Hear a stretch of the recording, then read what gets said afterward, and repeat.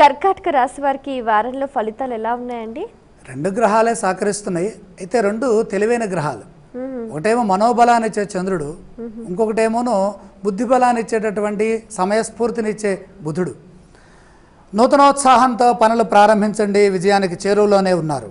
సమయస్ఫూర్తితో పనిచేసి పెద్దల నుండి గుర్తింపు, గౌరవము, లాభము మూడు పొందుతారు. ప్రతిదీ లోతుగా ఆలోచించండి, ఎందుకంటే ఈ రెండు లోతైన గ్రహాలు. మన పక్కనే శత్రువులు పొంచి ఉన్నారు, అడుగడుగున అడ్డంకులు అడ్డుపడతారు. ఏకాగ్ర చిత్తంతో ఆలోచించండి, సమస్యకి పరిష్కారం పక్కనే ఉన్నది. నూతన కార్యాల్లో జాగ్రత్తగా ఉండండి. భూలాభ సూచన, వస్తు సేకరణ, జ్ఞానపరంగా విశేషమైనటువంటి అభివృద్ధి. జ్ఞానం ఎప్పుడైతే అభివృద్ధి చెందుతుందో సహజ సిద్ధంగానే ధనయోగం పడుతుంది.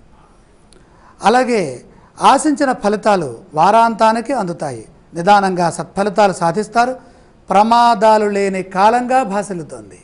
ఈ రాశి వారు పఠించవలసిన స్తోత్రాలు ఏవండి? సూర్యస్థితి శక్తినిస్తుంది.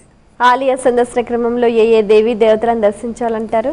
ప్రధానంగా గ్రహదోషంలో సూర్యుడు కూడా ఉన్నారు కాబట్టి సూర్యనారాయణమూర్తికి అర్ఘ్యప్రదానం కనుక చేస్తే ఆరోగ్యము, శాంతి రెండూ వస్తాయి. ఈ రాశి వారు చేయవలసిన దానాలు ఏవండి? ప్రధానంగా రెండు దానాలు చేయాలి. ఇక్కడ పంచమంలో ఉన్న రవి శని యోగాలు. శనికి నువ్వులు, రవికి గోధుమలు దానం చేస్తే మేలు కలుగుతుంది.